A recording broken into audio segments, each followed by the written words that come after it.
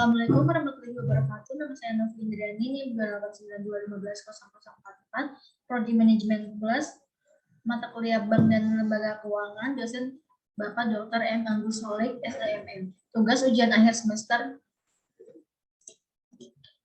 Bank Amar Indonesia. Bank Amar Indonesia atau yang lebih dikenal sebagai Amar Bank adalah perusahaan yang bergerak di bidang perbankan yang berdiri sejak 1991 dan berkantor pusat di Surabaya. Nama perusahaan sebelumnya adalah Anglo-Mas International Bank atau yang lebih dikenal sebagai Amin Bank. Didirikan oleh keluarga Noto Suharjo, Wibisono, Lee Kim Jau, dan Hartini Wibisono atau Tan Si Ing pada tahun 2014. Perusahaan berubah nama menjadi Bank Amar setelah aksi akuisisi oleh Tolaran Group. Perusahaan mencatatkan sahamnya di Bursa Efek Indonesia tahun 2020. Dalam catatan saham ini, Tolaran Group sebagai pemegang saham pengendali juga menggelar private placement di mana perusahaan menawarkan saham kepada pihak ketiga untuk mendilusi atau mengurangi porsi saham yang mereka miliki.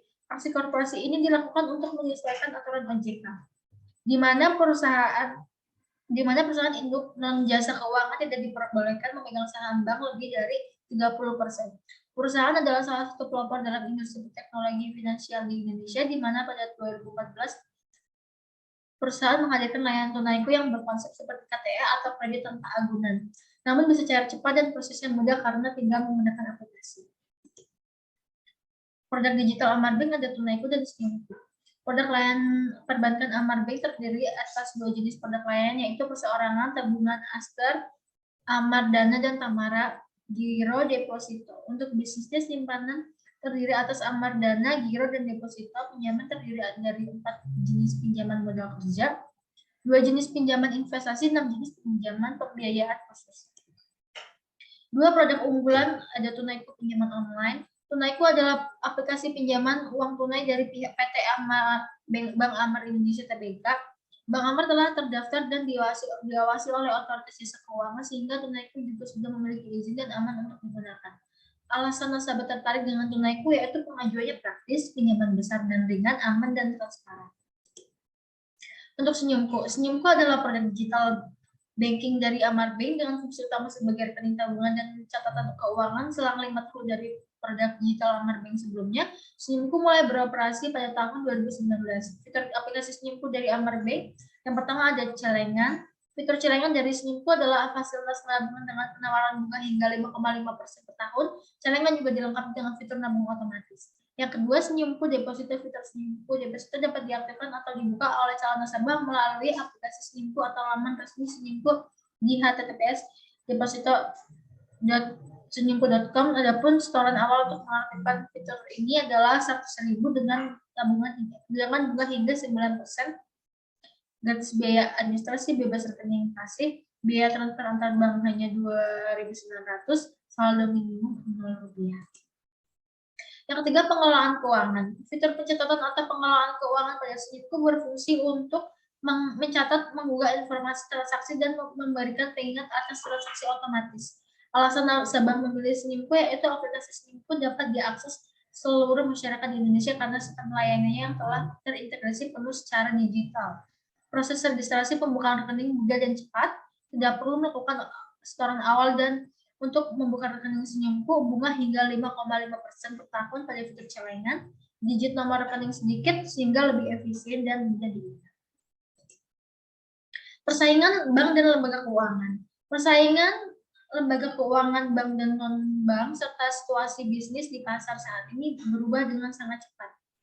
Kondisi tersebut berhadapan pula dengan sistem pasar global dengan tingkat persaingan yang semakin tajam di pasar domestik maupun pasar internasional. Silva Nita 2009, lembaga keuangan bank dan non-bank berlomba untuk menarik nasabah yang pada akhirnya nasabah mendapatkan keuntungan dari keadaan tersebut. Karena itu dunia perbankan tidak mempunyai banyak pilihan kecuali meningkatkan strategi pemasaran, profesionalisme, kompetensi, dan daya saing. Peranan lembaga keuangan dalam era pembangunan yang terus-menerus berlangsung ternyata amatlah penting untuk terus ditingkatkan, apalagi dalam era globalisasi sekarang ini. Kita melihat bahwa semua pembangunan yang dijalankan tiada maksud lain selain untuk membawa perubahan dan pertumbuhan yang fundamental di mana sektor lembaga keuangan akan menjadi dominan yang ditunjang oleh sektor dana pihak ketiga. Lembaga keuangan bank dan non-bank sangat banyak, antara lain ada bank umum, bank syariah, bank perkreditan rakyat, dan lain-lain. Sedangkan pada lembaga non-bank ada koperasi, asuransi, pegadaian, dan lain-lain. Di dalam proses pemasarannya, mungkin setiap lembaga keuangan berbeda dengan pemasaran produknya, namun pada lembaga keuangan bank dan non-bank tidak mudah untuk memasarkan produknya. Kesulitan pemasaran pada lembaga keuangan bank, terutama pada Bank Negara Indonesia ini tidaklah mudah karena ada beberapa faktor yang membuat pemasaran Bank Negara Indonesia menjadi sulit, seperti persaingan antar bank yang memiliki pemberian produk-produk yang dipasarkan, strategi pemasaran yang digunakan, dan mangsa pasar yang sama. Pemasaran produknya, lembaga keuangan bank harus mempunyai strategi yang cukup baik. Ada beberapa strategi pemasaran antara lain periklanan, promosi langsung, publisitas, dan personal selling. Salah satu masalah yang pokok menjadi kendala dalam pemasaran adalah banyaknya persaingan di dalam pasar itu, baik sendiri dari produk sejenis maupun produk lain. Hal tersebut merupakan tanggung jawab besar yang harus dimenangkan oleh suatu perusahaan jika ingin tetap eksis di dalam persaingan bisnis. Persaingan yang semakin tajam dan perubahan yang terus terjadi dapat dijadikan pelajaran oleh manajemen pemasaran agar dapat secara proaktif mengantisipasi perubahan-perubahan yang terjadi baik untuk masa sekarang dan masa yang akan datang. Pesan untuk seluruh nasabah, Bank Amar Indonesia sudah terdaftar di OJK dan jadi aman untuk masyarakat seluruh Indonesia. Terima kasih. Wassalamualaikum warahmatullahi wabarakatuh.